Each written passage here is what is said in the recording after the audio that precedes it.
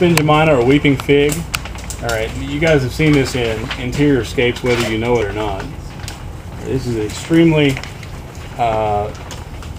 typical leaf. All right, so you got a very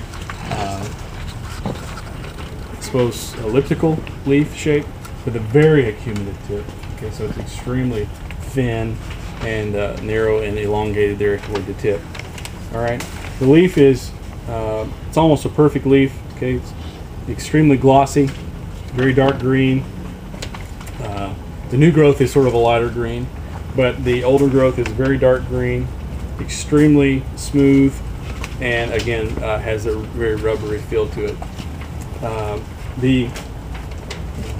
When this thing is cut, and I can't get this one to do, again, this has sort of a white latexy sap that many people are allergic to, so that's an issue. But many times you don't cut this thing too much. You get into an area where it can just kind of go ahead and grow. The other thing is that the venation pattern on it is extremely regular. You got a herringbone type venation. Okay.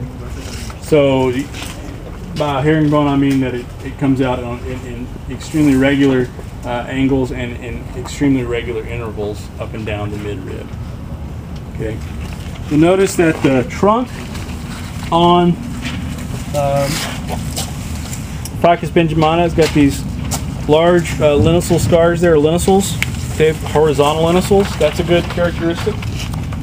The older wood, the newer wood also has those linosals, but they're even more pronounced on the older wood.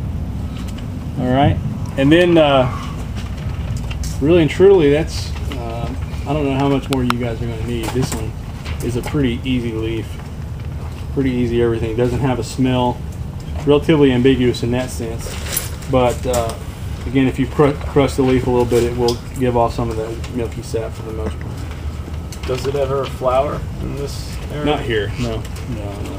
And the flowers on Ficus benjamina are inconspicuous, from what I can remember. But we don't ever